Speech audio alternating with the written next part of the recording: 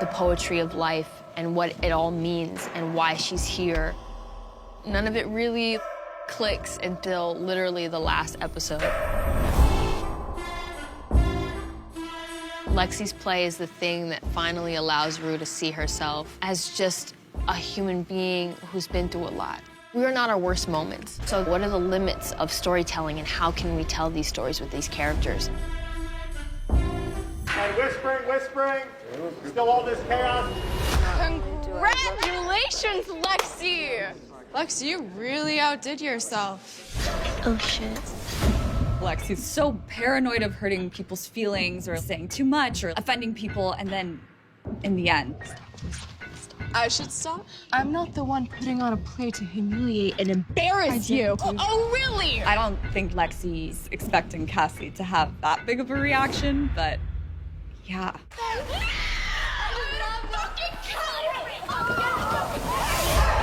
You always see yourself different than how other people see you. Cassie is already an insecure girl, and so seeing this character portrayed to her just adds another layer to the self-doubt she carries. Cassie and Maddie have their breakup, and Maddie chooses to not get violent. But then the play comes around, and Cassie is acting insane. Oh, this bitch needs to be put down. Maddie, no! And Maddie does choose to get violent with her. I thought that we were achieving greatness with Cassie, and then she just gets knocked back down again. A few days earlier, I stopped by Elliot's. I have a lot of I'm sorry's to do, but not a lot of I forgive yous. So, thank you for that. The scene between Elliot and Rue is really heartbreaking because you also realize that these are two people who are going in very different directions in life. And action! Truth or dare? Truth. Do you think we can still be friends? You know you're the one who said we weren't any good for each other. Can I tell you something? Yeah, sure, go ahead. I'll go over and I'll shoot some stuff, and then when I have a break, I'll go over and hang out with Lab because he has a studio now on the lot, so I'm hanging out with him. He's finding new sounds to complement every emotion that we go through in the show. Me and Zendaya were actually sitting in each other's kind of spiritual energy and space, and we're getting to inspire each other to make something fresh. Sam just came up to me and was like, yo, I was thinking, like, you play the guitar in this and, like, you sing a song. It's to Rue, but not really about Rue, but it, like, is about Rue, but it's, like, a surreal moment, but it's not. And I'm like, you just made this decision? I like it. Dominic came in and jumped in on the score pieces we were working on and played some guitar because he's a great guitarist. The cast are not just acting, they're part of the music now. And I think that makes it even more special. And cut it!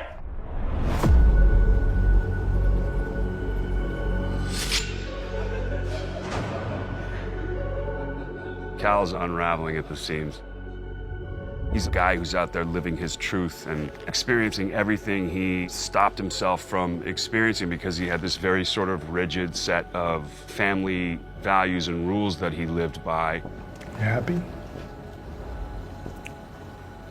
I'm figuring it out. And I think Cal at that point just kind of says, fuck it. I'm gonna be me. You don't get to ruin our lives and just move on. In that moment, Nate is exhausted all of his options, and he doesn't have an answer to why he feels the way he feels. For the longest time, I had this recurring nightmare just over and over.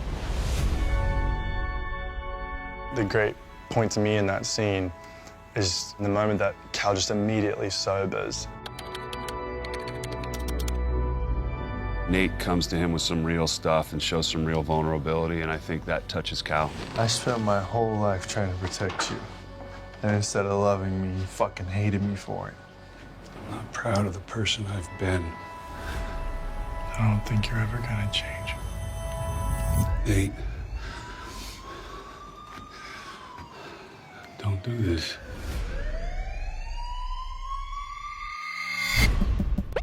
I really gotta talk to you about something.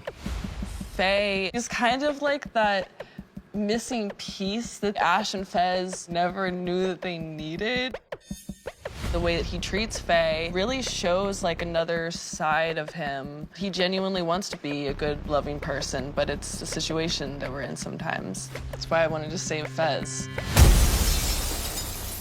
And because Custer was a bitch.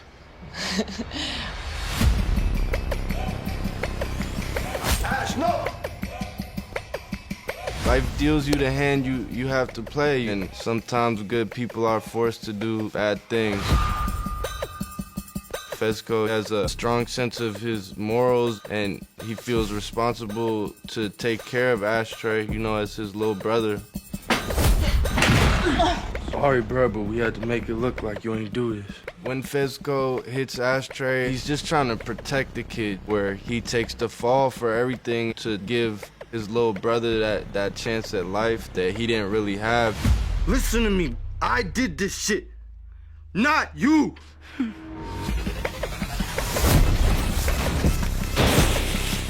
Shooting the SWAT scene was super interesting. It felt very real. There were a couple times where it was like kind of scary, and I was like, oh, like I'm just gonna be like actually scared in this moment. There's an enormous amount of precautions that go into it. Please don't shoot! All of these things to ensure that we're all doing it in a safe way, but that still allow us to do the work. It was hectic. They had the dust falling on our heads. It was crazy. It felt real. At one point, I turned around and they had the guns pointed at me. I'm like, oh, smokes. It was a sad day because we really close. Devon, that's like my little bro in real life. That's my bro, that's fam. Even though he couldn't be here with us tonight, this one's for you.